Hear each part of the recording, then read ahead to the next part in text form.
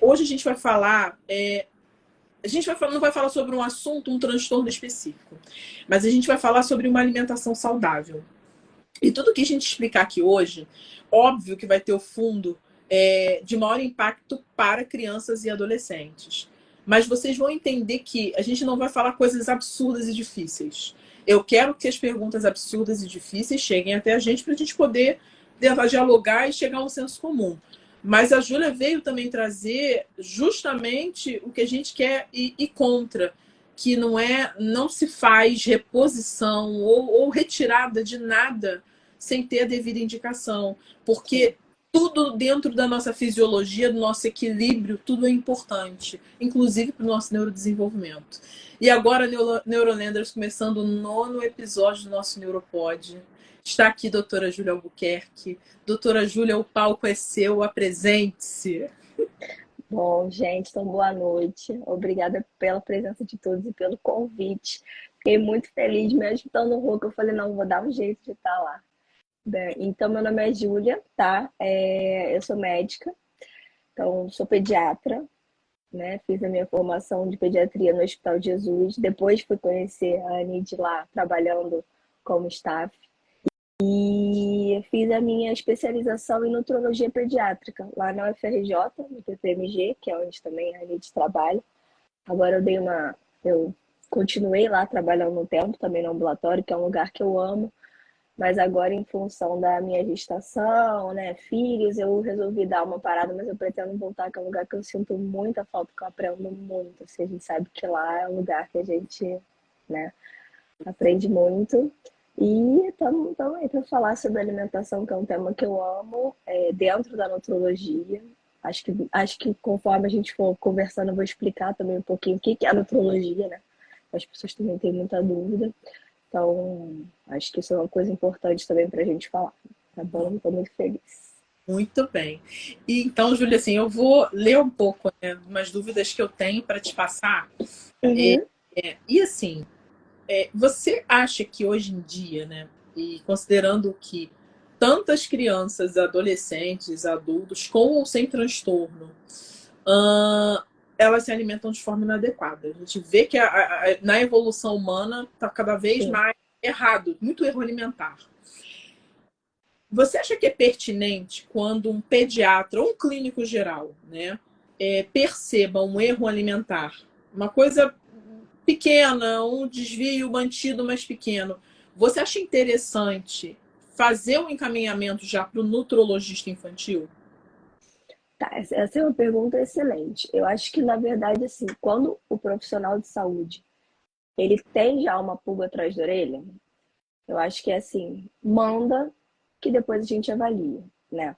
Eu já recebi no meu consultório, por exemplo, pacientes que foram encaminhados de pediatra, mas que eu vi que, assim, criança bem, crescimento bom, comendo bem, que eu cheguei e falei, olha, você não precisa estar aqui comigo, tá? Você está fazendo tudo certinho e tal. Mas, ao mesmo tempo, eu já vi muito profissional de saúde que fica ali naquele negócio de que, ah, não, daqui a pouco isso vai melhorar, principalmente os pacientes com seletividade alimentar, né? É uma fase que passa, não, deixa com fome, não sei o quê. Então, eu acho que isso é importante. Aí, explicar um pouquinho da nutrologia, né? Quando que eu vou encaminhar para o nutrólogo? Isso é importante. O que o nutrólogo faz, né? Então, aqui falando especificamente do nutrólogo pediatra, o nutrólogo é ele é um médico, né? Então, ele é formado em medicina, ele tem uma especialização dentro da nutrologia e ele se preocupa em manter o estado nutricional do paciente. Então, ele vai tratar tanto a falta quanto o excesso. Quando eu tenho excesso de nutriente? Paciente obeso, paciente com erro inato do metabolismo, que o excesso de algum nutriente pode ser prejudicial para ele, né?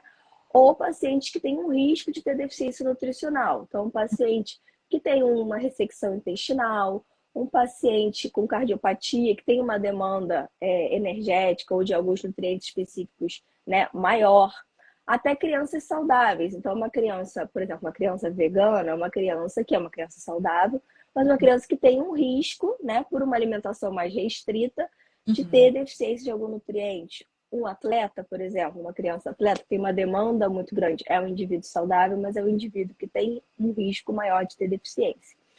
Eu acho que, assim, O primeiro contato da alimentação com aquela família vem do pediatra. Então, assim, é o pediatra que vai introduzir a alimentação complementar. E o que a gente vê muito hoje são pediatras que não fazem. Com certeza. Não sabem nem Entendeu? falar sobre Não, isso. não sabe nem como começar. Então, às vezes, eu recebo no meu consultório. Eu amo fazer introdução da alimentação complementar. Eu amo porque eu já passei por isso. E acho que faz muita diferença também quando a pessoa já introduziu o próprio filho, né? Mas, assim, às vezes vem para mim uma coisa que o pediatra poderia estar fazendo, né? E, assim, por vários motivos não faz e tal, mas faz parte da consulta de puericultura. A partir do momento que aquele profissional, né? Eu vou falar especificamente da pediatria, ele vê que ele orientou da forma, né, como ele pôde, como ele sabe, enfim. A partir do momento que ele vê que não está indo da forma como ele ou a família esperava, ou a criança não está ganhando peso adequado, ou ele tem simplesmente uma dúvida, acho que vale sim mandar para o nutrólogo para a gente ter uma avaliação um pouco mais específica, entendeu? Mas o papel principal é do pediatra. Não, eu acho isso bem interessante, Júlia, porque sabe uma coisa assim que eu vejo com frequência? Vou falar sobre, voltar um pouco sobre o transtorno do espectro autista.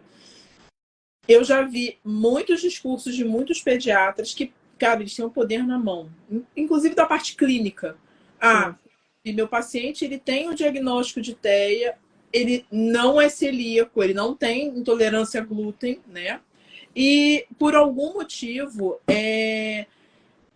uma outra pessoa, um outro profissional vai e acaba indicando, né, uma retirada em frações, né, em composições da alimentação do paciente, sem qualquer tipo de auxílio do pediatra, de perguntar a opinião do pediatra, né? Sim. E eu já vi, assim, eu já comentei até com uma colega pediatra, que eu não vou mencionar nomes, mas eu comentei com ela, cara, você tem o seu paciente na sua mão, porque você é a pessoa que mais tem vínculo, mais tem elo, mais tem contato com o seu paciente. Então, conversa com ele, não permita que a família, às vezes, tome um passo que dá medo, porque gera medo você tirar uma série de coisas, gerar uma série de restrições na alimentação sem Sim. medo. Então, colegas pediatras, assim, vocês são detentores de muito poder e também muita responsabilidade, né? Sim, com certeza. Então, como a Júlia falou, o papel do pediatra saber o que está acontecendo com a alimentação e usa a sua fala, Ju, sobre a questão de doenças metabólicas. Quantas doenças o paciente vai, eu já citei algumas vezes aqui no Neuropod sobre dos distúrbios do ciclo da ureia, por exemplo, são come proteína, aumenta, acumula uma coisa que deveria ser jogada fora e Faz mal. isso faz mal para a pessoa, né? Isso pode deixar até a criança em coma. Então, colegas pediatras atentem a isso. E aproveitando a sua fala sobre a questão dos pais, eu acho que isso também é muito importante. A gente tem muita responsabilidade como médico, isso é inegável. Mas eu também vejo, Ju, eu queria saber a sua opinião. Os pais eles podem participar da argumentação do encaminhamento por um nutrólogo. E outra coisa, é importante o pai, a mãe, o cuidador participar da alimentação assim diretamente. Eu não digo só o que ele compra no mercado, mas se o nutrólogo orientou junto com o nutricionista, procurar a família como um todo comer saudável. Não, com certeza. Isso daí eu não tenho dúvida, assim. A família tem que estar no tratamento da nutrologia da pediatria. Se a família não estiver envolvida, não adianta, entendeu? Esse paciente não vai progredir. Então, Não assim, vai. é um compromisso. É E um eu compromisso. vejo assim, eu hoje atendi, né? Uma família que eu achei super fofa.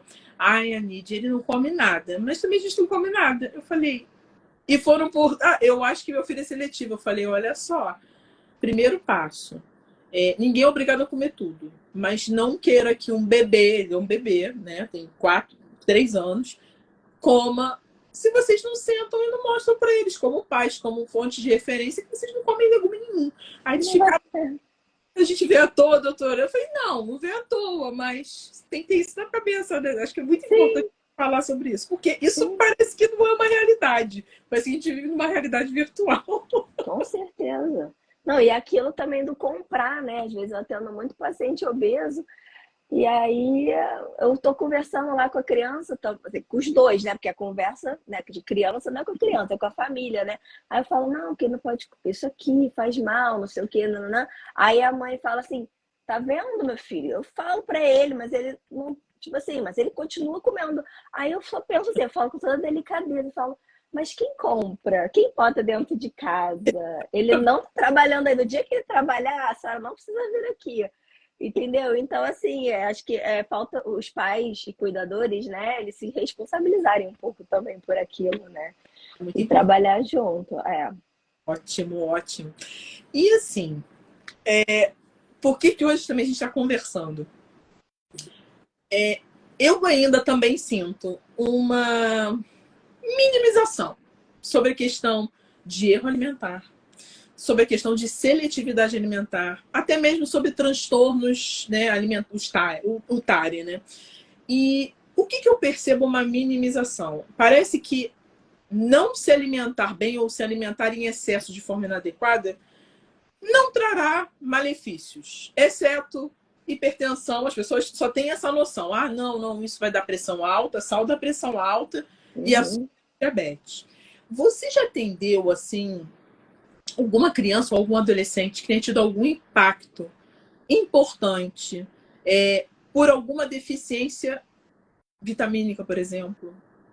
Que Já, não só diabetes e hipertensão, para facilitar a pergunta, que não só tenha sido impacto por excesso de sal ou falta de açúcar? já, pô, já. Já atendi tanto de falta, né, de alguma vitamina, casos super graves, quanto de excesso. Porque eu acho que também tem uma questão da banalização da vitamina, né? Então, assim, a vitamina, você pode ir na farmácia comprar a dose que for, o profissional prescreve, não sabe nem o que está prescrevendo. Então, esse paciente, esse por acaso foi até lá na FRJ, na época que eu era residente, me marcou muito. Era um paciente com transtorno do espectro autista, que chegou lá e ele fez uma hepatite. Não foi uma hepatite gravíssima, né? Mas assim, ele teve um aumento importante de enzima hepática. E aí, quando a gente foi, entendia muito bem, quando a gente foi ver a quantidade de ferro que aquela criança recebia, porque ele tomava, sei lá, os hipercalóricos, eu tinha ferro. Aí tomava o ferro para repor. Aí tomava um monte de polivitamínico que tem ferro, sem saber dose. E quando a gente foi ver, ele estava recebendo, sei lá, 10 miligramas quilo dia de ferro, uma criança de 3 anos. É. E aí ele começou. Isso eu já vi. E os pais Mas queijo, os pais foram com eu acho chegar. que eu acho que foi pela questão mesmo da seletividade, né? Que foram lá. E aí quando a gente foi ver os exames, a gente achou meio estranho. E aí, claro que investigou outras coisas também, mas a princípio a gente fechou como isso, porque a gente retirou, a criança estava bem, obviamente, mas assim, foi melhorando, entendeu? Então, assim, ferro é um elemento que ele, né, ele não é assim, tome à vontade, ele é super oxidativo. Então tem essa questão também, vitamina. Ah, não, vou ali comprar vitamina D. A gente já viu também excesso de vitamina D em bebê pequeno, entendeu? Bebê letárgico. Assim, não banalizem as vitaminas e os minerais. Mas eu recentemente eu vi, isso eu recebi no consultório, e depois eu também vi em 2 hospitais que eu trabalho que me chamaram para o parecer. Eu vi 3 escorbutos em um ano. 3 escorbutos. 3 escorbutos. Para quem não sabe, escorbuto, né, é uma doença causada por deficiência de vitamina C. E quando a gente estuda lá na faculdade ou na escola, é aquela doença dos escravos que ficavam dias e meses no barco sem receber vitamina C direito, e eles apresentavam sangramento gengival, né, alteração de membros, começava a sentir dor, faz alteração de colágeno. Então eu vi os 3 por acaso tinham transtorno do espectro autista também, uma seletividade grave, e fizeram escorbuto, assim, crianças que pararam de andar, então, assim, começaram a ter dor para andar e pararam de andar, e sangramentos importantes, assim. E E vi também, uma também que marcou muito a gente, essa também eu vi lá no fundão, uma menina que fez uma lesão ocular gravíssima por deficiência de vitamina A. Essa deve saber, né? Uma criança com. Essa me marcou muito, assim, porque é uma coisa que, né, comprometeu essa menina pelo resto da vida, assim. Então, então eu acho que tem aumentado muito, né, esses casos graves, assim, de deficiência por. Agora, Ju, você tem visto assim, desnutrição proteico-calórica? Tenho, mas normalmente eu vejo mais secundária a uma doença. Assim, aquela primária, a gente Uhum. até vê, mas a gente vê mais nessa, eu vejo mais nessa questão ambulatorial, assim, meio SUS mesmo. Ah, Mas, no consultório não, mas no consultório eu recebo muita desnutrição por alguma outra doença. Então, assim, ah, uma criança que às vezes está sendo acompanhada até por vários profissionais e que ninguém olhou ele e falou, opa, peraí, essa criança está, né, muito emagrecida, você não está vendo e tal. Mas vejo muito secundária a outras doenças, sim. A primária a gente ainda vê bastante, mas eu sim. vejo mais esse âmbito SUS, assim. Mas existe. Tá. Uma coisa até que eu tô pensando aqui, que eu acho que eu fico viajando, juiz na maionese. Eu acho que quando a gente fala sobre qualquer evento comportamental, isso é meu pensamento, tá, gente? Evento comportamental que venha interferir na alimentação, eu hoje, isso é meu pensamento, eu acho que todas essas crianças deveriam, além do óbvio, que é a terapia multidisciplinar, ir na nutrição, fazer terapia alimentar e ir no Sim, nutrólogo. sim, sim. E, Júlia, é muito difícil, eu acho que isso tem que ser reverberado, porque eu entendo que vocês também não têm o hábito de estar em plano de saúde, né? Não, Né? não. Porque é uma consulta. Aliás, eu vou deixar você falar para eu não passar a impressão de que eu estou passando a mão, mas eu tenho assim, posso falar para vocês com propriedade, é uma consulta bem demorada. Explica mais ou menos a dinâmica da consulta da nutrologia infantil, Ju. Você quer que eu fale mais nessa questão da seletividade ou tudo? Como é que Na verdade, funciona tudo? como é o processo da sua consulta mesmo? Quanto tempo você costuma precisar para fazer uma anamnese? Ah, pelo menos uma hora, no mínimo uma hora, assim. Porque primeiro, já começa que eu já falo, gente, aí eu começo lá na gestação, né? História gestacional, porque né, a gente é médica, a gente é pediatra, então tem todo aquele histórico do pediatra que não tem como eu olhar a criança sem olhar a parte, né, pediátrica dela. O que aconteceu quando essa criança nasceu? Como é que foi o desenvolvimento? Como é que ela foi que ela começou a comer? Então tem toda essa história primeiro, né, dentro lá da queixa principal que eu preciso entender. Depois tem toda a parte alimentar também, como é que foi o começo da alimentação, quando aquela criança, né, sinais e sintomas que ela apresenta em relação àquilo. A gente tem que fazer recordatório alimentar todo, assim, né, o mais detalhado que a gente consiga. Aí depois tem o exame físico todo completo que a gente também faz, tanto da parte médica quanto da avaliação nutricional. Então, assim, é uma consulta realmente demorada. Não dá. Outro dia a mãe me perguntou: ah, doutora, minha consulta era às 8, ela queria estar às 9 na Barra, porque ela tinha outra consulta. Você acha que dá tempo? Eu falei: olha, Não. primeira vez, não, falei, não dá tempo. Primeira vez, infelizmente, eu preciso de uma hora de consulta. Então, assim, acho que as pessoas precisam também valorizar o profissional que para e escuta a criança, né? Com Porque certeza. trabalhar em plano de saúde, Não tem. infelizmente, não dá. Eu acho assim, eu acho que é cultural. O ser humano, eu vou falar do brasileiro, ele está tão habituado a achar que vai ser mal atendido, que quando a gente faz o. Eu não sei Sim, se você já passou por isso. Quando você vai fazer o seu trabalho, meu Deus, mas que maravilha, e você fica. Mas eu fiz o básico, né? eu fiz o básico, eu fiz o meu trabalho. E É, valorizar também esse trabalho é imprescindível, gente, porque é, não é só, eu costumo falar, não é dinheiro, isso. É a gente cada vez mais poder ter qualidade e de dar um atendimento digno e gerar uma cobrança, aí sim, aos planos de saúde para oferecer sim, esse atendimento digno. Tem sim, espaço para todo mundo, tem caminho para todo mundo, que não pode o paciente ser prejudicado.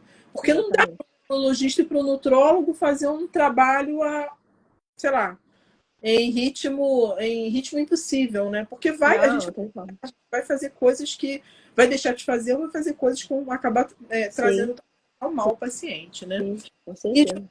outra perguntinha, assim, que me veio à cabeça é o que eu, como profissional, né, da neurologia, mas até mesmo neurologista de adulto, o que a gente pode fazer, assim, porque a gente também é aquilo, eu sou pediatra também e fiz uma outra especialização. Quando eu estou diante de um paciente com seletividade alimentar, eu tenho minhas preocupações. Tenho minha preocupação em caminhar, isso eu já sei. Mas eu também gosto, eu participo, assim, particularmente, eu gosto de, se eu puder adiantar alguma coisa para o meu paciente chegar, né, e diminuir um pouco do timing, gasto, né, Sim, com outro profissional, eu gosto de, às vezes, adiantar alguns exames. E até mesmo para a mãe mostrar, e vamos supor que você não tenha vaga para daqui a 3 meses. Mas a gente pode se conversar. Olha, já chegou esse exame, olha, esse nível aqui está muito baixo, me ajuda porque depois o paciente vai. O que você sugeriria para a gente, enquanto médico, que a gente possa assim, adiantar, de pedir alguns exames para poder ajudar, obviamente, a você, adiantar uma parte sua, e também a gente poder, se for necessário, adiantar um pouco da vida do paciente. Você podia dar umas dicas sobre isso? posso. É, só uma coisa que, pelo amor de Deus, ninguém nunca faça e mande para o nutrólogo é pedir IgEs de alimentos. Primeiro que, na maioria das vezes, não serve para nada e o nutrólogo não vai saber avaliar aquilo direito. Então, assim, não peçam isso, pelo amor de Deus. Mas da parte nutricional, é, vamos lá, hemograma, ferritina, a parte das vitaminas, então B12, todas do complexo B que a gente conseguir pedir, mas principalmente B12 e ácido fólico, né, que tem um valor importante para a gente ali laboratorial, porque tem algumas vitaminas que só com uma deficiência muito grave que você vai comprovar ali laboratorialmente, né? Então, mas as vitaminas todas as lipossolúveis, então A, D, E, um coagulograma vai ajudar a gente também. Zinco é uma coisa importante. A vitamina C é uma que pode pedir, mas eu já vi dar baixa em criança que come super bem fruta porque ela oxida. Então, aquela vitamina C baixa, ela é positiva para um paciente seletivo, entendeu? Se ela Ah, vem baixa, eu já fico. Porque é isso, eu acho que os exames você pode adiantar ureia, creatinina, proteína total, assim, aqueles exames meio básicos que a gente pede. Acho que não é ficar também inventando muita coisa além, pedir uma lista gigantesca, não. A parte de colesterol é importante, né, para a gente avaliar, porque às vezes a gente tem muito seletivo que come, né, uma quantidade de açúcar e de gordura elevada, então essa parte da glicose. Então, acho que esses são os exames que eu vejo assim, mais importantes e que eu costumo pedir também, tá? Agora, coisas mais específicas vai depender muito ali do paciente. eu posso identificar. Tá ótimo. É, E assim, um ponto. A gente fala muito que alimentar é saúde, saúde é alimentar, né? Isso é fato. Não é só comer, é saber o que come, o quanto come, que horas sim, come. É muito sim. importante. Você me diria assim, quais são os nutrientes que você julga essenciais? Existem, né? Ou pelo menos alguns deles que você julga assim, cara, isso aí não pode faltar. E que são essenciais para o desenvolvimento do sistema nervoso central. Isso Sim, existe? existe. Existe, e principalmente nos 2 primeiros anos de vida, né? Uhum. Que eu acho que você, como neurologista, sabe também muito bem, que é ali que a gente realmente vai construir de forma, né, mais, vamos dizer assim, mais robusta o nosso sistema nervoso central. Mas, assim, nutriente super importante, ferro. Então, Uhum. assim, tanto que a gente tem uma recomendação de repor para toda criança, inclusive as saudáveis, né? Então, assim, ferro não pode faltar para desenvolvimento cognitivo. Outro nutriente que eu acho super importante, mas aí falando até mais para as mamães, né? O DHA, Uhum. né? Que eu acho que pouco se fala, pouco se suplementa. acaba se suplementando lá para frente, mas assim, existe uma recomendação da gente suplementar DHA no último trimestre de gestação e principalmente nos primeiros 3 meses de vida daquele bebê, Uhum. porque né, o nosso cérebro ele é basicamente composto de gordura, né? Então assim, a gente precisa do lipídio para além de formação de retina, para desenvolvimento do sistema nervoso central. E o bebê pequeno, vamos lá, o DHA, ele é derivado lá do ômega 3, que é um ácido graxo essencial. Essencial porque a gente precisa comer ele na alimentação. A gente precisa dele, né? Então, por isso que ele é essencial. Essencial pra gente. Quando a gente fica adulto, a gente, né, ou vai crescendo, uma criança mais velha, come o ômega 3 e ele vai ser convertido a esse DHA, que tem um nome que parece um palavrão que eu não preciso falar, mas né, guardem aí o DHA. Mas a criança pequena, ela não tem a capacidade de transformar esse ômega 3 em DHA. Então é importante que a mãe suplemente, tá? Sim. A mulher no último trimestre e a mulher quando ela está amamentando, para ela dar para aquele bebê o DHA. Então ele é super importante para desenvolvimento cognitivo. Sim. B12, acho que é super importante também. Assim, todos os nutrientes, mas acho que esses, assim, É, isso complexo bem inteiro também, né? Se a gente for é, pensar. você falou da B12, um fato muito importante, assim, que eu sempre vou procurar ressaltar. Mulheres epilépticas, tá? Podem ter filhos, ponto. O ideal é programar essa gestação. Por quê? É necessário uma reposição um pouco antecipada de ácido fólico, por exemplo. Porque existem remédios que podem ser continuados durante a gestação, não causam problema nenhum, mas eles depletam um pouco desse ácido fólico. E ele, tal como ele é também importante para o fechamento Muito, do sistema muito. nervoso, chama de tubo neural. Então, gente, a gente tem que ficar muito atento ao que a Júlia está falando. Mamães, futuras mamães ou pretensas mamães, para a gente, às vezes a gente não pode programar uma gestação, mas uma vez sabendo, já procura seu médico, pergunta para o seu médico, para a gente dar cada vez mais certeza de que pode ter um bebezinho saudável, né? Isso, E eu acho muito legal isso que você falou. E isso é uma coisa importante também que você falou, dessa interação, às vezes, de medicamentos com alguns nutrientes, principalmente dentro da neurologia, né? A gente vê muito. Então, assim, às vezes um remédio que ele acaba tendo um efeito colateral de diminuir, né, a disponibilidade de alguma vitamina específica. Então, tem isso do ácido fólico. A gente sabe que o fenobarbital com a vitamina D, né? Acho que com ácido fólico Mas também. tem, depois Também. sódio com Isso, vitamina tem, B12, as do tem. complexo B tem alguma interferência. Então, isso é importante também. E muita gente não sabe que a gente tem que ou repor, assim, o mínimo, né, para esses pacientes, ou ficar atento ali, né, ficar dosando para a gente ver como é que tá essas taxas, porque pode comprometer mesmo. Agora, Júlia, assim, não me mata. Uma história Gente, porque eu não quero ficar citando, não vou citar nomes. É Mas tem difícil, né? uma pessoa muito conhecida que fala muito sobre manter a vitamina D acima de 50. Não importa a idade, Hum, a situação. sei, já sei quem é. Ah, Então, da onde, assim, não vamos entrar muito no mérito da pessoa, mas da onde essas pessoas que reproduzem essas informações, elas tiram isso? Porque não ontem eu me sei. debrucei em artigos. Entendeu? Eu falei, não, cara, eu preciso entender, porque eu gosto, eu não sou uma pessoa de acusar, né? Eu sempre ouvi falar dessa história, mas eu também gosto, eu sou muito curiosa mesmo, e não tem em lugar nenhum essa informação, e tá lá a pessoa falando que tem que manter acima de 50, como se vitamina D fosse inócua, como se fosse beber água, sei lá. Pô, se tiver algum nefrologista escutando aqui, ele vai ter arrepios também, né? Exatamente, porque, gente, faz parte do metabolismo do cálcio. Sim, Em excesso, o que acontece, doutora Júlia? Vitamina D. exatamente, exatamente. Vai lá formar um monte de cálculo no rim, vai depositar cálcio no corpo inteiro, inclusive até o sistema nervoso central. Eu me assusto às vezes com isso, sabe? Essa parte é muito difícil. É muito difícil e eu tenho muito medo com relação a essa situação, porque já tive situações no consultório. Mas, doutora Nide, pessoa tal disse que era assim. Eu falei, olha só. Aí sabe o que eu faço hoje, Ju?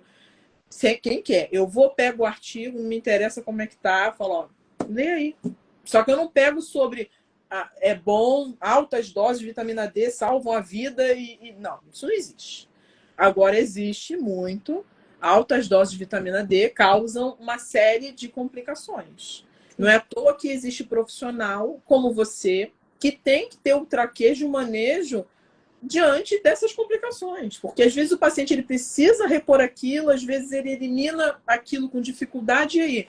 Para isso tem um nutrólogo, e para muitas outras coisas existe um nutrólogo infantil. Então, gente, tá na dúvida? Não faz. Tira dúvida com o seu pediatra, tira dúvida com outro profissional, porque assim, é saúde, é saúde. É.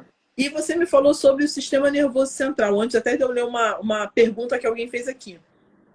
Tem alguma coisa que é essencial para tônus muscular na infância?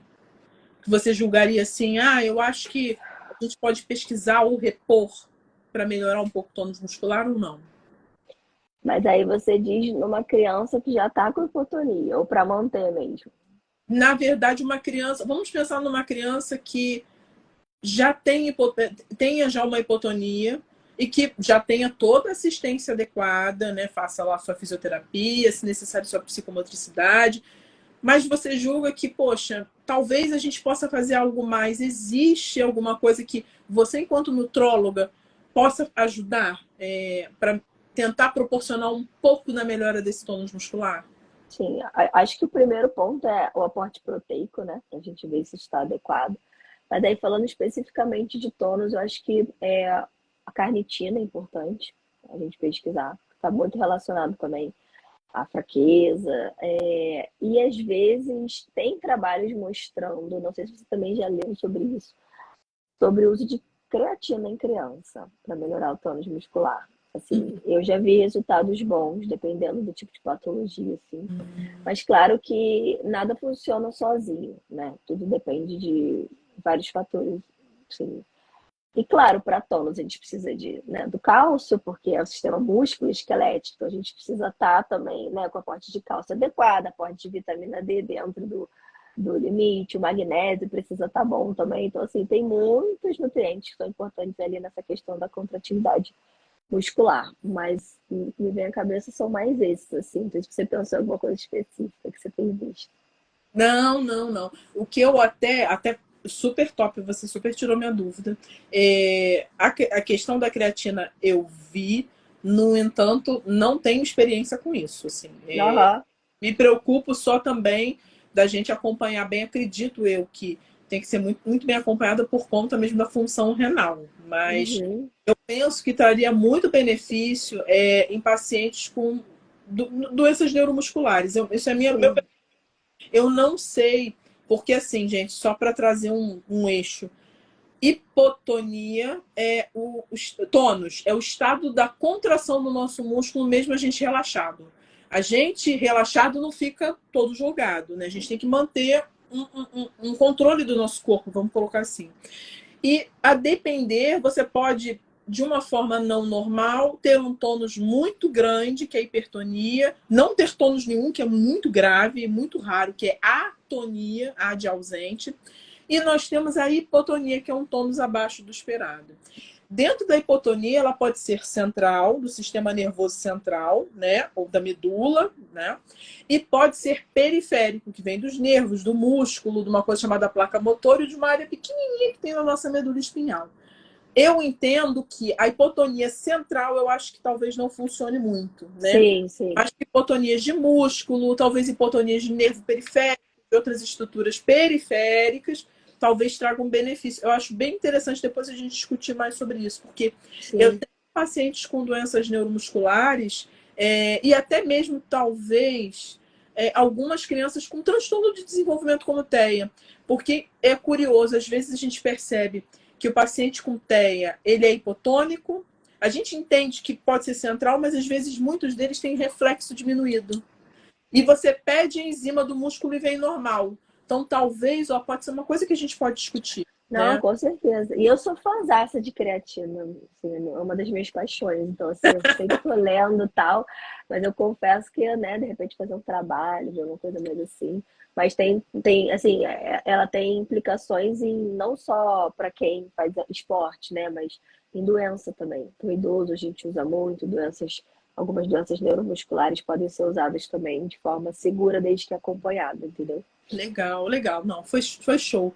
E assim, agora uma pergunta, porque são itens que eu já recebi de tudo nessa minha pequena vida profissional. Eu já vi criança fazendo doses assim, cavalares de magnésio, doses cavalares de tudo que você já possa imaginar. Graças a Deus tem vocês. Graças a Deus, assim, a gente tem a quem gritar. Pelo amor de Deus, me ajuda. Mas eu queria que você explicasse um pouquinho, de forma prática, um pouco do papel de algumas das substâncias que estão muito presentes em quantidades que a gente não sabe se são necessárias realmente em algumas fórmulas que são vendidas, eu já vi no Mercado Livre. Existe um mercado muito grande para TEA, né, Júlia? Muito grande. E tem fórmulas que são mágicas e que prometem a cura. Os pais sofrem muito em cima desse mercado. E por que eu vou te pedir para explicar um pouco da função dessas substâncias? Para a gente entender que elas são importantes, mas também a gente entender que isso tem que ser bem acompanhado, porque isso pode se tornar danoso para o paciente. Me fala um pouco sobre o papel. Eu vou falando um a um para você explicar. Qual o papel do magnésio, assim, dentro da nossa, esqueci a palavra, do equilíbrio do nosso organismo, assim, e pensando obviamente no organismo infantil. Qual seria o papel da reposição de um magnésio? Olha, acho que nesse contexto do TEA, eu não sei muito o que os trabalhos falam, né? Mas o magnésio ele é super importante tem várias funções, mas contratividade muscular, né? Ele é importante para o sistema nervoso central, ele é um nutriente importante também. Então tem várias funções ali do magnésio. Mas não se sabe se eu tomando mais magnésio do que eu preciso, se isso vai ser uma coisa milagrosa, né? Assim, acredito que outras assim, coisas que você deve perguntar, e a gente tem várias funções super importantes no organismo, porque o organismo depende do meu homeostase para funcionar. Mas, assim, não sei o que o excesso de magnésio sendo suplementado traria de benefício também, não. Entendi. E assim, e o selênio? Qual o papel do selênio? O selênio é um potente antioxidante, né? Então, assim, acho que isso é super. Acho que o selênio, junto com alguns outros nutrientes também, que você também deve estar perguntando aí, né? Ele atua como um antioxidante super importante pra gente. Mas uma coisa que a gente tem que se preocupar é que o selênio intoxica também, né? Isso que porque eu tenho uma paciente que Intoxica. passou por selênio. Pois é, intoxica. E eu já vi até uma grande conhecida nossa, também não vou falar o nome, mas uma pessoa muito especial que você deve saber quem é. Ela fez intoxicação com selênio por estar comendo castanha de caju. Exatamente. Come quilos de sementes, assim. Sim, E, aí, unha fraca, cabelo caindo, intoxicação com gente, selênio. Entendeu? Então, assim, é um nutriente importante? Mas na quantidade certa, né? Não vai fazer milagre, sim. do Ela jeito que estão pregando. teve dor de cabeça. Dor de Você fala, cabeça. e você sabe Sim, por quê, né? Porque aumenta a pressão. Olha que é loucura. isso. Pois Mas é. você vamos lá. Eu falo até, Júlia, esquece paciente com transtorno do espectro autista ou com qualquer outra, sei lá, porque não gosta de comer, tem TARI, sei lá. Vamos pensar em emagrecimento. Quantas pessoas indicam, quantos nutricionistas indicam? Eu já vi uma endocrinologista que dá um papel grandão assim, ela é top, dá um penso, uma consulta caríssima. Sei lá quanto como é que fala oleaginosas? Não. Como é que se atribui? Frutos É, secos. olha, mas oleaginosos pode ser também. Uhum. Oleaginosa. Então, eu falei, gente do céu, será que ela sabe que em excesso pode causar dano também? Sim. E castanha do. Foi castanha do caju, foi castanha do Pará. Castanha Castanha do do... Pará No máximo 2 por dia, gente. Se comer todo dia 10 questões do Pará, vai intoxicar por selênio, Vai entendeu? ter dor de cabeça. Vai ter Vai, dor de cabeça pra caramba. vai fazer punção lombar, a pressão Ah, lá em ah, cima. Ai, meu... é. E uma coisa que agora poucos sabem e muitos perguntam: zinco. Qual o papel Hum. do zinco? Ele é muito importante. Não, o Mas zinco é muito importante. qual o papel do zinco? O zinco é importante para a função imune, para a reparação do epitélio. Ele é cofator para mais de 200 enzimas no nosso organismo. Assim. O zinco realmente é muito importante. Mas também é aquilo. Não vai tomar, né? Não sei quantos miligramas de zinco por dia que vai fazer milagre na sua vida. Não vai, entendeu? Então, assim, é, é Uma coisa difícil. do zinco, o pessoal fala muito sobre quelite, né? E Sim, glossite, né?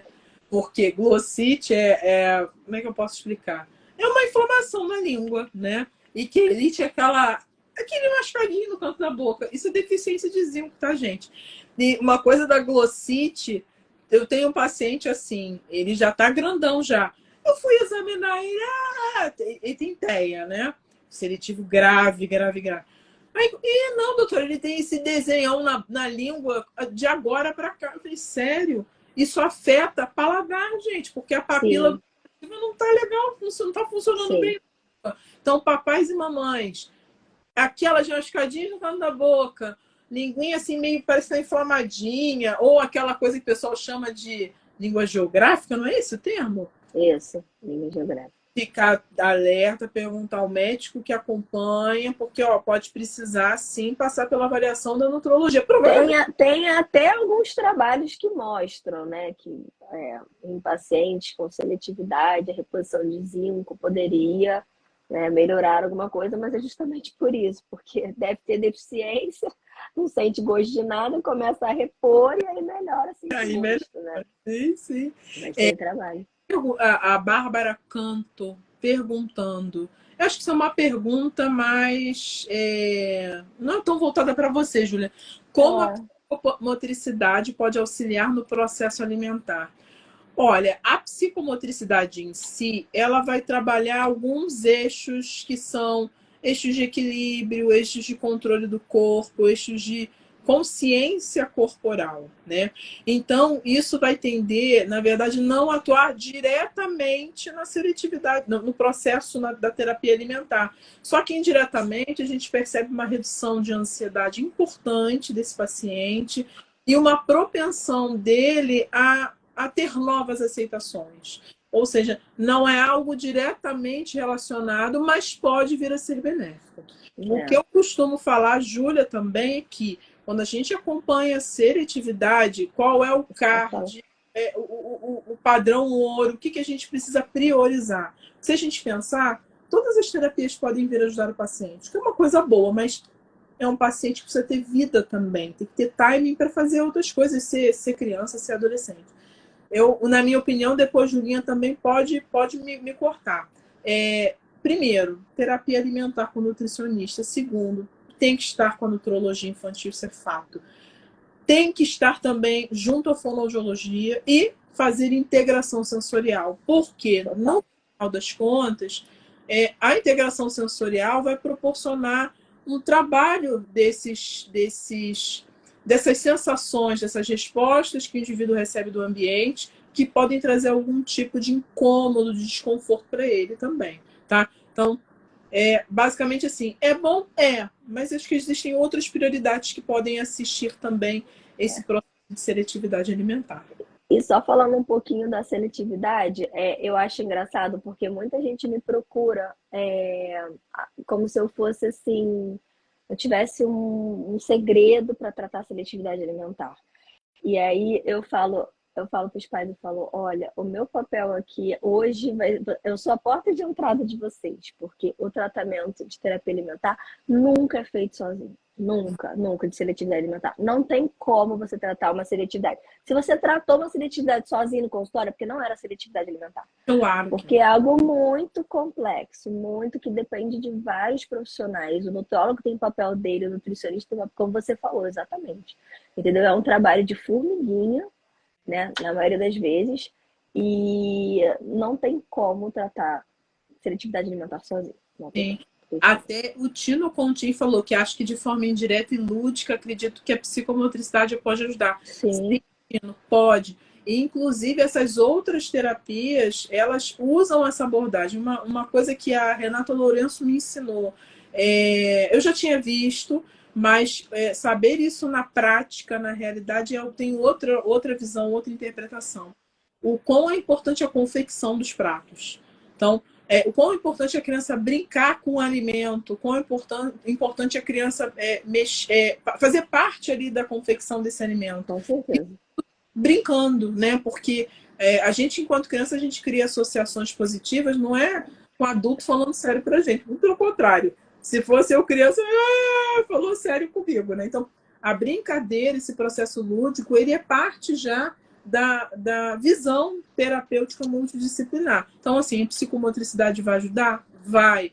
Mas a gente também não dá para a gente colocar a conta nela e a gente esquecer essas outras terapias. Sim, são várias. E próximo, Júlia, uma coisa assim, homocisteína. Qual o papel da homocisteína no nosso organismo? A homocisteína, ela é importante. Na verdade, o excesso dela que é ruim pra gente, né? A homocisteína, na verdade, ela é um aminoácido, né? Mas que a gente não obtém ele através da dieta. E ele é um aminoácido que em excesso ele é tóxico para o organismo, né? Então, assim, ele pode... tem muitos distúrbios psiquiátricos, muitos distúrbios cognitivos que vão estar associados a esse aumento de homocisteína.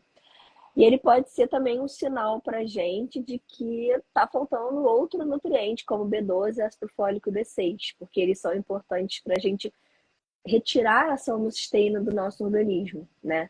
Então, espero que ninguém esteja repondo homocisteína, porque, né, as coisas doidas aí,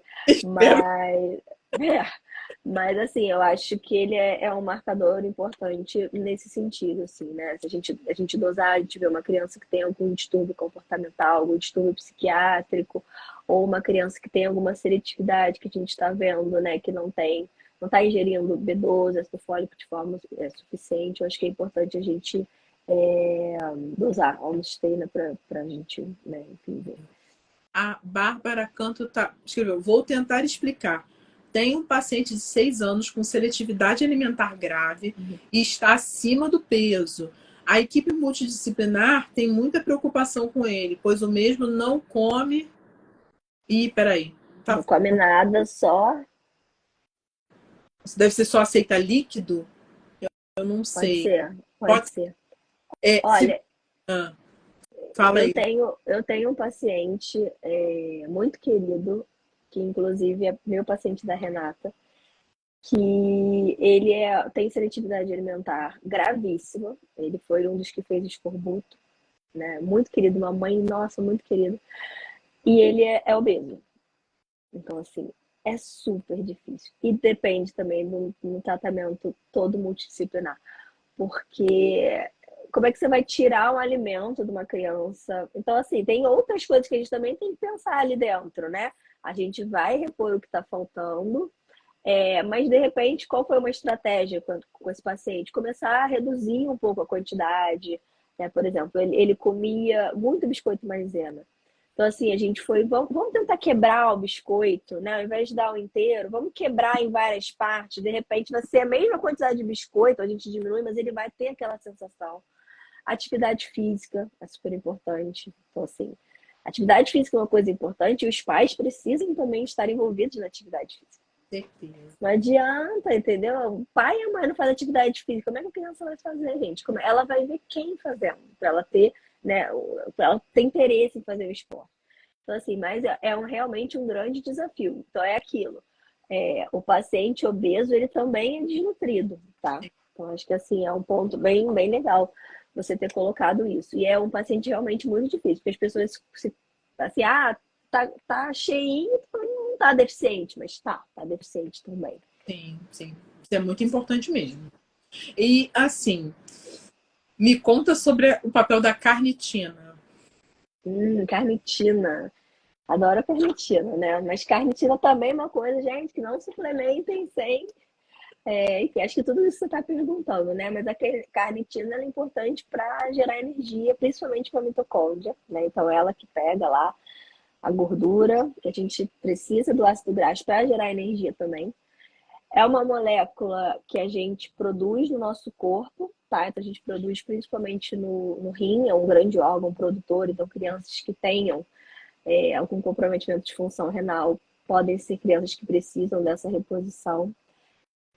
A gente produz carnitina através do consumo de carne, né? Daí vem o nome. Então, de repente, uma criança vegetariana, vegana, que consome pouca proteína, ou até mesmo seletivo, né? É importante a gente dosar, Uhum. porque ela é importante para a geração de energia mitocondrial, então, assim, principalmente coração. É, então, acho que é isso. Assim. E alguns anticonvulsivantes também depletam a O carnitina, né? proato, de novo, Sim, proato de sódio. É o que mais. é, pois mais é, eu tenho show. que dosar.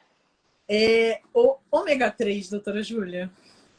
Ó, ômega 3 é um xodózinho meu. Esse aí eu acho que se as pessoas tomam um pouquinho, acho que não faz, na maioria das vezes não faz mal para ninguém, assim, um pouquinho, né? Uhum. Mas é como eu falei, até que a gente conversou do DHA antes, né? O ômega 3 é um ácido graxo essencial.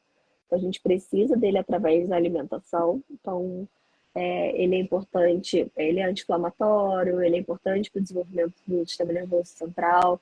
Então, assim, esse aí é um nutriente que eu acho que não é milagroso, né? Eu também vejo muito isso de que, paciente com TEA, repondo ômega 3, às vezes pode fazer alguma diferença, né? Assim, acho que mal não vai fazer, mas também tomar de uma forma adequada, né? Não extrapolar a dose. Às vezes é um paciente que está com colesterol alto, Sim. né? Se for um tipo específico de colesterol, não é interessante a gente repor. Mas eu acho um super nutriente, assim. Eu gosto bastante dele. Não, ótimo, ótimo. E assim, agora vou te pedir um socorro. A gente vê muitas crianças comendo coisas assim. Muitas crianças não. A humanidade está comendo muita coisa que é fácil de comer, né? É fácil de obter. Tá ali, você tá na fila do mercado, geralmente são aqueles itens que estão ali já perto do caixa, que são os biscoitos, que são. Tem o miojo, tem muitas coisas assim. O que, que você pensa assim? O que, que você sabe um pouco assim, Ju, para explicar para gente sobre o prejuízo de corantes alimentares e também de realçadores de sabor? Porque as pessoas não sabem, Ju, que tem corante que já tem comprovação afetar desenvolvimento, assim como realçadores de sabor contém uma substância que tem muita gente aí repondo, Uhum, está repondo e que na verdade, por exemplo, também pode deflagrar uma crise de enxaqueca. Fala uhum. um pouco do prejuízo desses corantes e desses realçadores de sabor, por exemplo, eu não tô querendo falar marca, né? Mas Sazon, Pode falar, eu acho. Sazon, essas coisas. Pode falar. Olha, em relação ao corante, eu confesso que eu não li muito, assim. Acho que até vai ser uma curiosidade que você vai trazer para mim, né? Mas em relação ao realçador de sabor, né, que é o glutamato, né, monossódico, né, que é o famoso Sazon, ele é realmente um realçador de sabor, ele realça o nosso quinto, como é que eles chamam, né, o sabor umami, né, que seria o nosso quinto no paladar, mas como é que fala? Tipo doce, salgado, azedo, amargo, enfim. Aí tem o sabor humano, o sabor, né, que a gente tem. Sim, sim. E esse umami, eu tava lendo que ele significa que é gostoso, ele saliva, né? Então, assim, ele acaba trazendo um vício pra gente, né? Porque é uma coisa boa, mas é uma coisa cheia de aditivos químicos e que né, tem junto com ele um glutamato, né? Que é um pouco excitatório, vamos dizer assim, né? Não é uma coisa muito legal, dependendo do paciente. Então, assim, eu acho que as pessoas têm que tomar um pouco de cuidado e ter um conhecimento, né, em relação a isso, um pouco assim. E procurar saber dentro dos alimentos quais são os que tem, né? Então, assim, alimentos ultraprocessados provavelmente vão ter isso para a gente realçar o sabor, porque traz um vício, é gostoso, né? Momentaneamente traz um bem-estar, mas você vai ver que depois, quando você começa a comer muito ultraprocessado, aí você fica com um pouquinho de dor de cabeça, sentindo meio mal, né? Exato. Deve ser por conta desse Doutora, ele excesso de fica glutamato. irritado depois que ele come isso, né? Sim, aí, você acabou de falar, é um neurotransmissor excitatório, precisa, mas você precisa dele vindo de um pacotinho de Doritos. A questão do, do corante, Ju, é a tartrazina. Eu, Hum, eu me deparei, assim, eu já tinha ouvido falar, mas eu me deparei assim mais aprofundadamente. E me chamou muito a atenção quando eu vi, tem um documentário que vai me falhar, eu posso até depois botar aqui no Instagram, que está no Netflix, falando sobre esse processo extremamente avançado alimentar que a gente vive. Porque a gente avançou muito, isso é fato. Nossos alimentos duram se você deixar fora da geladeira sim, por quanto tempo. É, e eles falam muito sobre o corante tartrazina, que é o corante que, aos olhos antes de ser manipulado, ele, na verdade, ele tem um tom quase laranja, mas é o corante amarelo. Ele é uma aham, dois corantes, e a tartrazina, atentem-se ao rótulo, porque gente muito boa está estudando sério e está conseguindo correlacionar transtornos cognitivos, déficit de atenção, TDAH mesmo, prejuízo na compreensão, mais ou menos assim, no processamento da linguagem também, por abuso, isso mesmo, obviamente, pós-nascimento, por ano, por sim, algum tempo de exposição, mas traz impacto no desenvolvimento do sistema nervoso central. Então, a gente tem que se atentar a comer melhor também e olhar rótulo. Eu sim. fiz umas perguntas para a Liz Moreira, que ela tem uma empresa que ela desconstrói rótulos, ela facilita, ela decifra, né, a questão do rótulo, né, o rotulês, como ela diz. E a gente não sabe nada de rótulo, Júlia. Ela me deu um exemplo. Olha, o que você entende é isso? A gente é médico, né? Que a gente tem uma noção de química. Eu não entendi nada. E quando eu vi, falei, gente, aquele biscoitinho integral, o quanto que tinha de Cheio de. porcaria Sim, naquilo ali era sim. simples. É um ultraprocessado, É né? muito processado. Então, os pais que quiserem saber mais sobre isso, me falem, que eu posso tentar organizar alguma coisa e pegar um pouco desses artigos e passar, porque nada é uma verdade absoluta, entendam bem. Mas hoje, para a gente tomar um paracetamol, aquilo partiu de algum lugar. Para a gente tomar hoje uma BCG, que previne das formas graves da tuberculose, começamos de um lugar. Então, a alimentação também eu acho que é válido, não é uma verdade absoluta, mas a gente tem que começar a pensar um pouco mais. Sim, sim, de onde vem, né? Com certeza. Agora, uma coisa assim, vamos lá. Isso é muito curioso. Você costuma receber criança assim, pequena? Ah, doutora, eu adoro tomar um café. Aí Ai, você já. tomar café, mas tomar café assim. Tomar café tipo café da manhã, não, cafeína. Doutora Júlia, criança pode beber cafeína, doutora Júlia? Bom, a última recomendação da Academia Americana de Pediatria, né, fala para não dar cafeína para menor de 12 anos, assim, que não tem benefício nenhum. E aí lembrar que a cafeína não está só no café, né? Refrigerantes também tem cafeína, às vezes chocolate tem cafeína, né? Então, é, não, assim, tem que tomar muito cuidado. Aqueles energéticos também, né? Que não era nem para criança estar tomando.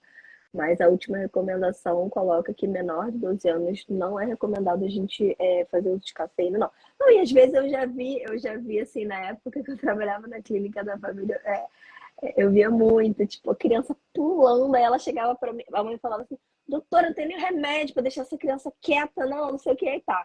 Aí eu sempre faço recordatório, isso na pediatria mesmo, né, quando eu dava aula, né. Aí esse recordatório, a criança tomando 2 xícaras de café com leite por dia, criança lá de 3, 4 anos, eu falo, mãe, não, é o café, não tem que dar remédio para ela, para de tomar, ah, mas ela gosta e tal, não sei o que, assim, eu Eu não sou muito a favor, não. Nem eu, nem a Academia Americana de Pediatria, né? Mas é difícil Então, a gente tirar um pouco esse esse não, tirar o descrédito do café, porque ele está muito enraizado na população. Quando a gente fala mãe, pai, é a partir de 12 anos. Hã? Mas como assim, doutora? É só o dedinho. Eu sei, mas é, você está dando uma pilha, Rayovac, sei lá sim, qual é a melhor pilha do sim, mercado para o seu filho. E sim, traz prejuízo atencional, né? sim, com certeza. Mas a gente é mãe, a gente não quer que eles tomem café. É, É muito difícil. Eu vou ler aqui uma pergunta que alguém fez. Espera ai, aí. o celular fica caindo aqui. Pode falar. Ó, Poli 1128 perguntou: faz diferença no paciente com TEA utilizar o ômega 3, Júlia? Olha, assim, não, eu não, eu desconheço, assim, uma recomendação, um guideline, alguma coisa falando para repor, né? Tem Uhum, alguns trabalhos que mostram, sim, benefícios, principalmente em relação à visão dos pais, né? Que depois de suplementar isso faz diferença. Mas eu acho que tudo no TEA a gente tem que explicar que aquilo não é uma verdade absoluta, é uma tentativa, entendeu? Pode ser que melhore, sim, essa parte cognitiva. Eu já vi crianças melhorarem, mas não é assim a cura, né? Acho que a gente tem que desmistificar isso, porque às vezes eu recebo um paciente tomando, assim, criança pequena, tomando 1 milhão de comprimidos, 1 milhão de coisas, 1 milhão de manipulados. Quando você vai ver, tipo, a família tá gastando dinheiro, entendeu? Acreditando naquilo, fórmulas milagrosas, mas eu acho que o ômega 3 ele pode ter sim uma função importante no transtorno do espectro autista. Acho que vale a tentativa, acho que é um nutriente importante, né? Na dose certa, acho que vai fazer bem, né? De qualquer uhum. forma. Então, acho que sim, mas não é assim aquele recomendação. Paciente com TEA tem que tomar ômega 3, que nem, né, isso não existe. Não, eu acho também isso pertinente, porque a gente entende o desespero, a preocupação. Desespero, Sim, eu acho que a preocupação realmente é de pegar informações que circulam, porque a gente tem dúvida, né? Será sim, que é real? Porque todo mundo, quem é gente boa, quem tem empatia, a gente quer o melhor para o nosso paciente. Isso aí é fato, né? Mas a gente tem que também pesar muito as atitudes que a gente vai tomar. Eu não sim. acho também que nada, na verdade, na medicina é ideal e igual para todos. Ah, pode tentar? Não, não vai fazer mal? Então, cara, vamos tentar. A Nid, não vou me sentir confortável porque eu não tenho traquejo. Mas eu vou. Aham, Você, a gente tem plena facilidade de troca de ideia. Você vai conversar comigo, uma confia super na outra. E eu acho que é isso que, no final das contas, realmente vale para o paciente individualizar, conseguir trabalhar em equipe, né? É, o profissional da saúde hoje, todos, eles, acho que as pessoas têm que melhorar a capacidade de ouvir, né? sim. Eu sei que você é uma pessoa que sempre está ouvindo os seus pacientes, mas muitos aí não ouvem, né? E É, prescrevem e às vezes passam falácias, né? Que é muito complicado a gente desconstruir. Mas acho válido, sim. Poxa, doutor, tô com dúvida, vi isso. Isso aí é bom. O cara pergunta pra gente, sim, né? sim, É nosso interesse construir junto. Muito, muito nosso. sim. Não, eu acho que tudo que a gente faz para o paciente, a gente tem que explicar para ele por que que a gente está fazendo aquilo, né? Outro dia eu recebi no ambulatório também e me chocou muito. Era um paciente com transtorno do espectro autista, com uma seletividade alimentar. O garoto adorava macarrão, ele comia macarrão pra caramba, peso adequado. A nutricionista tirou o macarrão do menino. Era uma das poucas coisas que ele comia. Eu não sei o propósito, eu não sei o porquê que ela fez aquilo. Eu não sei se ela foi tirar glúten, eu não sei, porque a mãe não me falou exatamente essa palavra. Mas eu sei que ela falou: ah, não, doutora, ela falou pra eu parar de dar o macarrão pra ele, não sei o quê, eu tô tentando, mas aí ele não tá comendo nada. Aí eu falei: gente, falei, pode voltar com o macarrão, coitado do garoto, né? Assim, acho muito difícil para um seletivo, principalmente com um autista, a gente retirar um alimento assim, de forma abrupta, né? Sem conversar com os pais, sem perguntar se é possível. Acho que as pessoas têm que se colocar um pouco no lugar dos outros, né? Assim, pensar, será que dá? Eu sempre Exato. pergunto. Eu sempre pergunto, às vezes eu quero dar um suplemento, eu falo, dá para você comprar? Você Isso consegue comprar? é sensacional. Não adianta eu passar algo que ela não vai comprar, que ela não vai usar. Entendeu? Exatamente. Isso está sendo possível para você, está comprometendo muito o orçamento da sua família, o seu bem-estar. Então, assim, a gente tem que, né, todo mundo trabalhando junto ali, não dá para. Não, Pelo menos eu trabalho assim, eu não sou aquela pessoa que, tipo assim, é isso e acabou, entendeu? Eu vou vendo o que que dá pra gente fazer junto. você não é ditadora. Não, não sou nem um pouco. Às vezes eu acho que eu sou boazinha até demais.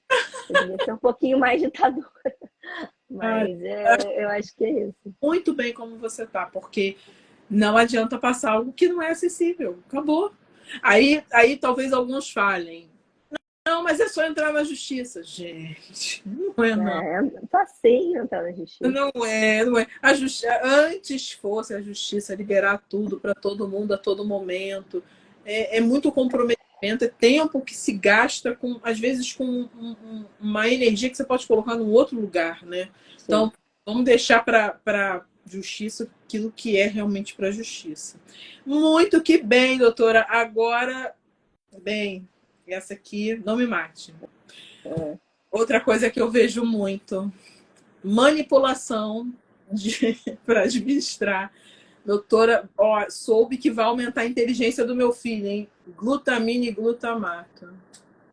Já teve contato com isso? Não, nunca tive. Eu já vi a glutamina para outros fins, né? Assim, outras funções, mas eu acho que isso deve ser mais dentro da neurologia mesmo. Até vou estar atenta, entendeu? Gente, assim, fórmulas de. Você falou de grana, né? De condição. Já tive família sem condição, Júlia. Pegou empréstimo, achando que tomar aquilo, porque falaram, não, olha, você vai tomar isso aqui.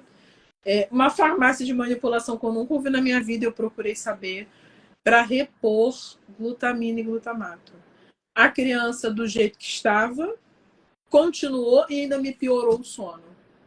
Gente, Com certeza. científica alguma. Procurei porque eu sou curiosa. Tem trabalho em ratinho e não tem nada a ver com transtornos do desenvolvimento. Tem a ver com uma forma de doença neurológica, onde existe como fosse uma demenciação, tá? E não, nem no ratinho teve evidência. Coitado da rata. Então, Nem no assim, ratinho. não sei de onde as pessoas ficam falando É, isso na internet, isso me dá agonia. não, isso é um recado que eu ia dar, gente. Não acreditem em tudo que o Instagram fala, a internet fala. A gente vê mais besteira do que coisa certa. Mais besteira do que coisa. E para você desconstruir, Júlia, a besteira, o tempo que. É, Às vezes eu aposto que você já gastou uma consulta para credibilizar uma verdade em cima de uma mentira. sim, é muito difícil. Então, assim, ninguém é proibido. Pergunta para a Júlia. Pergunta para doutor fulano, doutora Ciclano, mas pergunta antes de gastar dinheiro, porque isso é bizarro. E muito bem, meu amor, agora como uma boa uma pedinte como eu sou, eu queria que Hum, você me desse assim umas dicas tops para os pais, para as mães que têm dúvidas com relação à questão alimentar, onde mais podemos acertar e menos errar, né? E você podia passar algumas dicas do que eles podem estar fazendo, né? Obviamente não tirando a necessidade de ir no nutrólogo, mas para sempre manter uma alimentação mais saudável possível. Quais são as maiores dicas que você, como nutróloga, passa para os seus pacientes e que você vê que, cara, isso vai dar certo e é esse o caminho que a gente tem que seguir? Olha, acho que isso começa lá na alimentação complementar, que eu falo, não crie expectativas, porque nenhuma alimentação vai ser perfeita. Então, assim, eu vejo às vezes mães frustradíssimas começando a introdução da alimentação complementar, porque elas queriam fazer de um jeito X e aí elas não conseguem e se frustram. Gente, a alimentação é um processo, é uma coisa, né, complexa, assim. Então, calma, vai devagar. Acho que nesse primeiro momento, assim, eu acho que é o que eu falo, não criem expectativas, tá, em relação à alimentação. Óbvio, a gente tem, né, a gente tem um passo a passo, a gente tem coisas que a gente sabe que a gente não deve oferecer, mas eu acho que, assim, sem também muitos radicalismos, que é o que eu vejo demais hoje também. Crianças sofrendo, assim, né, com isso de que, isso não pode comer, o glúten, às vezes criança pequena excluindo glúten, eu falo, gente, mas não, eu acho que assim, sem radicalismos. A família é um exemplo, então, aquilo que a gente conversou, né, não adianta eu querer que o meu filho coma bem se eu não como bem, não adianta. Né, a gente é o espelho deles, então eles veem a gente comendo, então, né, a maior admiração então os pais. Quem é a pessoa mais importante da vida do teu filho? Né? Você e o seu marido, o filho do pai da criança, não sei. Então, assim, a gente tem que ser exemplo para os nossos filhos. Acho que dentro da alimentação, evitar ao máximo os ultraprocessados, ler rótulo. É importante a gente começar a aprender a ler, entendeu? Tomar cuidado um pouco com aquele. Assim, eu não sou radical, eu não sou uma nutróloga radical, tá? Assim, se alguém for no meu consultório vai ver que eu nunca chego e falo assim, meu Deus, você não pode comer isso nunca, não sei o quê, não, né? Eu acho que tudo tem, né? A pessoa tem que ter uma vida social, a criança vai na festa, né? Maior de 2 anos, ela vai comer um doce, gente, coitada da criança, não vai comer doce. Mas eu acho que a gente tem que tomar um pouco de cuidado com aquele açúcar também que está escondido dentro dos alimentos, sabe? Então, assim, né? Às vezes você vai pegar um biscoito, aí você vai ver o primeiro ingrediente dele é açúcar. Pô, será que isso realmente, né, é legal para eu estar dando? Né? Será que de repente comprar uma fruta, fazer um bolo em casa, que eu consiga um pouco, né, maneirar um pouco essa quantidade de açúcar? Esses ultraprocessados que também não fazem bem nenhum, então se a gente conseguir evitar ao máximo. E eu acho que uma dica de ouro também é para os pais e para os pediatras. Aí falando mesmo na seletividade alimentar. Se você tem dúvida se seu filho é seletivo ou se seu paciente é seletivo, encaminha. Não perde tempo. Não perde tempo, entendeu? Porque eu já vi crianças chegando muito tarde, perderam um período enorme de terapia alimentar, às vezes com deficiência, porque é isso, vai passar, isso é o momento, deixa com fome. Gente, às vezes não passa. Às vezes não passa, às vezes a criança tem um transtorno mesmo de processamento sensorial, ela tem alguma questão muito importante e ela não vai comer, entendeu? Não é frescura, não Não. é frescura, não é frescura. Tem criança que é frescura, mas assim, tá na dúvida? Deixa alguém olhar, deixa alguém ver se tem alguma coisa realmente, para não comprometer, porque criança, a gente, né? A criança precisa crescer, então se está faltando ali para ela, de alguma forma vai prejudicar. E o último, acho também, é quando você for procurar alguém para te ajudar nessa questão alimentar, procure profissionais, e aí falando de criança, que sejam especializados em criança. Isso Tanto é. nutricionista quanto nutrólogo. Não, entendeu? Eu já vi levar em nutricionista de adulto. Gente, não é a mesma coisa. Tem que ser um nutricionista materno-infantil, entendeu? O nutrólogo, não leva no nutrólogo de adulto, leva no nutrólogo pediatra, entendeu? Porque a criança, ela tem muitas outras questões inerentes ali ao desenvolvimento, né? Então, eu acho importante, quando for procurar alguém que tenha realmente uma experiência grande com criança. Acho que são muitas dicas, assim, mas deu Não, mas para sintetizar. é essencial isso, porque isso que você está entregando dá poder de troca para eles, entendeu? Dá poder de troca para os pais. Eu sou do time que quanto melhor orientado e mais seguro na relação médico-paciente os pais Sim, forem, melhor a coisa flui. sim, Porque é mais fácil para você contar as verdades, é mais fácil para você cobrar e também eles se sentirem confortáveis, Júlia, de nos cobrar também. Porque às vezes a sim, gente. Eu já vivi isso muitas vezes, e não tenho vergonha de falar.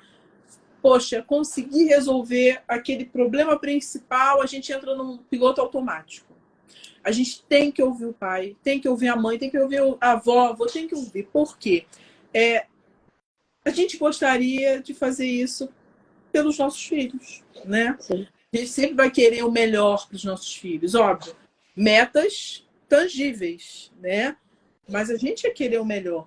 Então, esse espaço ser mantido aberto para ter diálogo, para mim, isso é essencial. E todo mundo que meu paciente acompanha com você só tece esses elogios a você, que você mantém sempre esse diálogo em aberto. E, Julinha, terminando agora, eu gostaria justamente que você explicasse para a gente onde que você atua. Faz aí o seu marketing mais do que merecido. Ó, meu primeiro marketing tá aqui, ó. Essa coisinha linda, seu Henrique. Ficou com vergonha. Ai, Bom, atualmente, né, eu trabalho em consultório particular. Eu atendo lá no Leblon, pertinho da Anid. Então, quem quiser, atendo online também. Agora eu vou entrar numa fase de licença, mas vou continuar meus atendimentos, né, pipocadinhos. Faço terapia nutricional numa maternidade também, cuidando dos meus prematurinhos. E atuo ainda como pediatra, né? Então, assim, eu trabalho numa emergência pediátrica, então acho que por isso que eu tô rouca, assim, então, mas é um lugar que eu gosto de ter contato ainda com a pediatria, assim, mesmo que não no ambulatório, né? Mas, assim, eu acho importante. Eu tento sair da pediatria, mas eu não consigo. Mas assim, estou à disposição. Se alguém tiver dúvida, pode me mandar direct, que eu respondo, tá? A gente vai conversando aí. Eu amei, nossa, fiquei muito feliz de estar aqui. E, meus amores, muito obrigada aí pela participação de hoje. Acompanhem, sigam a doutora Júlia Albuquerque. Precisando de consulta, procurem por ela. E foi mais um Neuropod maravilhoso. Muito obrigado. Boa noite, gente. Beijo. Tchau, gente!